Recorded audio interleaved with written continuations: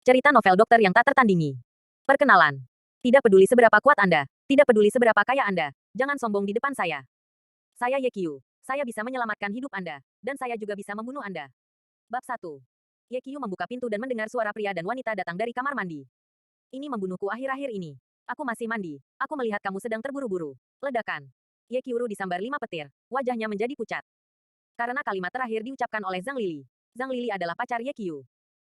Mereka adalah teman sekelas di sekolah kedokteran. Mereka telah bersama selama 2 tahun. Setelah lulus, mereka mendaftar untuk bergabung dengan Rumah Sakit Jiangsu sebagai dokter pada saat yang sama. Sekarang mereka berdua dalam masa percobaan dan belum menjadi pelanggan tetap.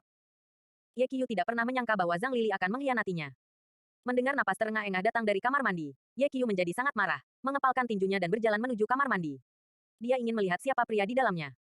Namun, ketika dia sampai di pintu kamar mandi, dia berhenti lagi. Bagaimana dengan melihat pria itu? Bisakah itu mengubah fakta? Jarak sebuah pintu membuat Yekyu merasa ada 1000 gunung dan sungai antara dia dan Zhang Lili saat ini. Itu saja. Bagaimanapun juga, mereka jatuh cinta. Jadi mari saling memberi martabat terakhir. Yekyu menarik napas dalam-dalam, berbalik dan hendak pergi. Tepat pada saat ini, suara-suara datang dari kamar mandi. Cepatlah, Yekyu akan pulang kerja. Jika dia melihatnya, ini sudah berakhir. Aku melihatnya ketika aku melihatnya, dan aku tidak takut padanya. Yekyu mengerutkan kening. Suara pria di dalam agak familiar. Saya hanya mendengar Zhang Lili berkata, kamu sangat jahat. Ngomong-ngomong, apakah kamu sudah memberitahu ayahmu tentang aku menjadi pelanggan tetap? Jangan khawatir, ayahku adalah wakil presiden, dan bukan hanya karena dia mengatakan bahwa kamu ingin menjadi orang biasa. Itu dia. Yekyu langsung mengkonfirmasi identitas pria di kamar mandi, Guo Shaochong. Guo Shaochong adalah seorang ahli bedah di Rumah Sakit Jiangsu, dan karena ayahnya adalah wakil presiden Rumah Sakit Jiangsu, dia terbiasa menjadi sombong dan mendominasi pada hari kerja. Sejak hari pertama memasuki operasi, Yekyu mendengar banyak gosip tentang Guo Shaochong, seperti memaksa pacarnya yang hamil untuk melakukan aborsi, berhubungan dengan wanita yang sudah menikah, dan mengancam seorang perawat cantik. Singkatnya, Guo Shaochong adalah bajingan. Untuk menjadi orang biasa, Lili benar-benar terlibat dengan bajingan seperti Guo Shaochong. Apakah itu sepadan? Hati Yekyu berdarah. Di dalam kamar mandi, Zhang Lili bertanya lagi, apakah Yekyu akan menjadi pelanggan tetap? Dia tidak punya kesempatan.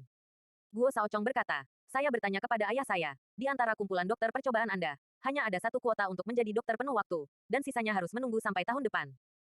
Zhang Lili berkata, Yekyu mendapat nilai sempurna dalam ujian dan tampil sangat baik selama masa percobaan.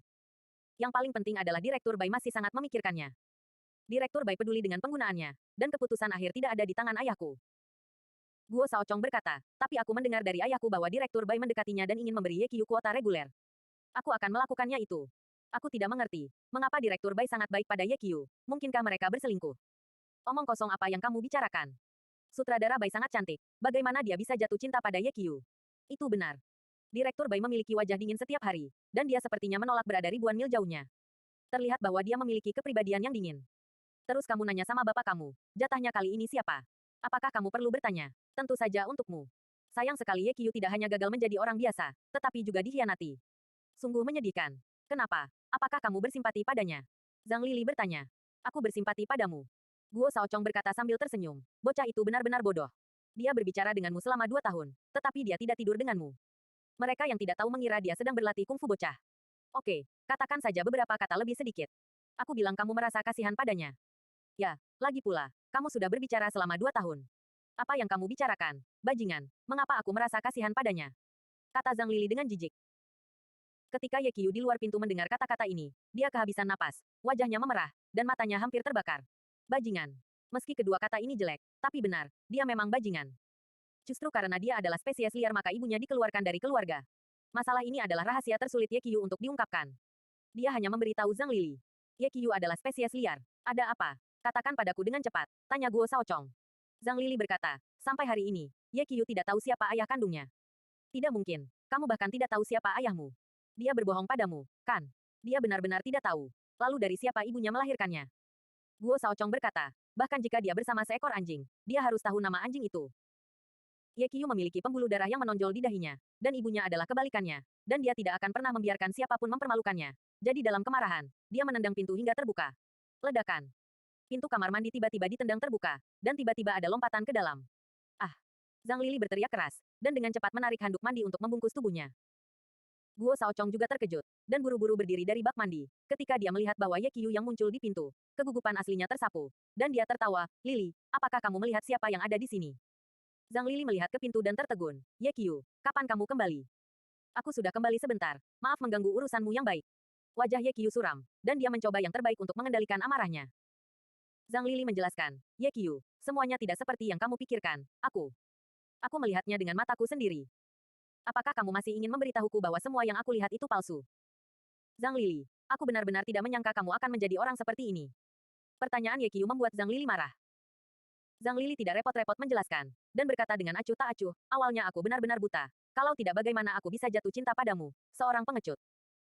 Aku sudah bersamamu selama 2 tahun, dan kamu hanya memberiku gelang yang rusak, dan kamu bilang itu pusaka keluarga, maaf.